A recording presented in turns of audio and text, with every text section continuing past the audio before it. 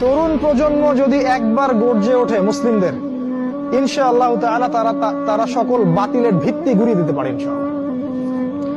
তরুণ প্রজন্মের মধ্যেই ছিল খালিদ বিন ওয়ালিদ, তারেক বিন জিয়াদ, এই মানুষগুলা, ওমর ইবনুল খাত্তাব, আলী ইবনে আবি তালেব, যায়েদ ইবনে হারেসা, আসাদুল্লাহ, সাদ ইবনে আবি ওয়াক্কাস। এই যে সাহাবায়ে কেরামদের নাম আপনারা জানেন, তরুণ সাহাবী ছিলেন যখন তার ইসলামের পক্ষে দাঁড়িয়েছিলেন।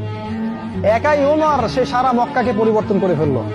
এক হামজার সামনেই 20-30টা মানুষ দাঁড়াতে সাহস পাইত না।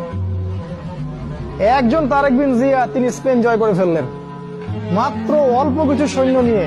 মোহাম্মদ বিন কাসিম আমাদের এই ভারতীয় উপমহাদেশ জয় করলেন, এখন আপনি মুসলিম হয়ে এখানে বসে আছেন। এই তরুণ প্রজন্মই পারে এই বাতিলের শিকড় উপড়ে ফেলতে। এই জন্য মাসিহুদ দাজ্জাল এবং তার অনুসারীরা খুব ভালো করেই জানে যে মুসলিম তরুণ প্রজন্মকে যদি আমরা আটকাতে না পারি, তাহলে আমাদের ভবিষ্যৎ খারাপ আছে।